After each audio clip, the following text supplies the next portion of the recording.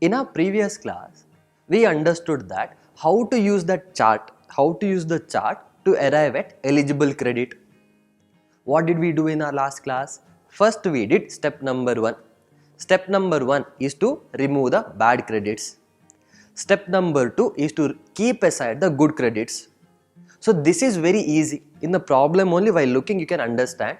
Step 1, what are the bad credit items? Pebble, remove it. No confusion at all. Step 2, remove the good credits. While looking at the problem only you can understand, okay, this is a good credit, I can utilize it. Now after removing the bad credit and total good credit, the whatever is remaining, we call it as C2. In the step 2, we call the balance as C2.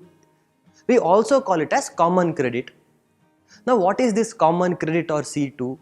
C2 is that GST which is paid to make an exempt supply as well as to make a taxable supply.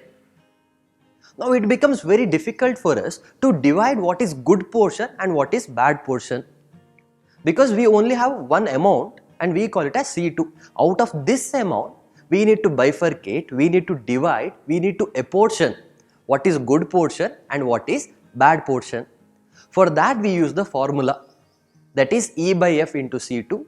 One more formula used, C2 into 5%, so that we had the balance, that is C3.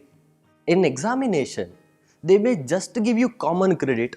They may just give you common credit and ask you to find out what is the good credit in that. Now what is this common credit? I will again repeat the point.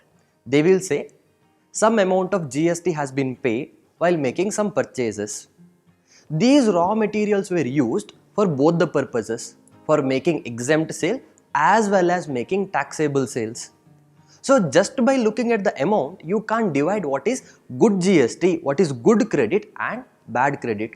So that is why we had a formula, that is E by F into C2. That is exempt sale divided by total sale into common credit will give us the bad credit. So from common credit, if we minus the bad credit, what will remain? That is good credit. So this is what we learnt. So in examination, these kind of questions may come for 4 marks. Let us take one sample problem to understand this particular step. Super Limited have purchased plastics which is used to manufacture 2 products. First product is syringes, exempt from GST, sales is 1 lakh rupees. Second product is water bottles, taxable under GST, sales is 4 lakh rupees. It paid 50,000 rupees as GST while purchasing the raw materials. Compute eligible input tax credit. Now let us solve this problem. In this problem, we have a common credit. Now what is this common credit? If you look at the problem, there is one common input, that is plastic. That plastic is used for 2 purposes. One is to manufacture syringes which are exempt from GST. One more is to manufacture water bottles which are taxable under GST. So now the same plastic is used for manufacturing exempt supplies also. Same plastic is used to manufacture taxable supplies also. Now while purchasing this plastic, 50,000 rupees GST is paid. Now I know that 50,000 rupees I cannot claim as input tax credit. Why? Because this is a common credit. What is common credit? This 50,000 rupees, some portion is used to make taxable supply, some portion is used to make exempt supply. So first I need to bifurcate, I need to divide how much is the bad portion and how much is the good portion. So we will directly start with step number 3. Step number 3 is just to divide between common credit. What is the good portion, what is the bad portion. Now they said 50,000 rupees is the common credit. How do we divide? We use the formula, that is E by F into C2. What is E? E is nothing but exempt sale. Have they given in the problem? It is given in the question, it is 1 lakh rupees. Next, divided by F. What is F? F stands for total sale. What is total sales? Now don't tell it is 4 lakh. 4 lakh is nothing but taxable sale. What is total sale? Total sale is 5 lakh rupees. So now E by F into C2. What is C2? C2 is nothing but common credit. In our problem, what is the common credit? That is 50,000 rupees is the common credit. 50,000 rupees is the GST what is paid to manufacture two commodities. One is exempt supply as well as taxable supply. So C2 is nothing but common credit, which is 50,000 rupees.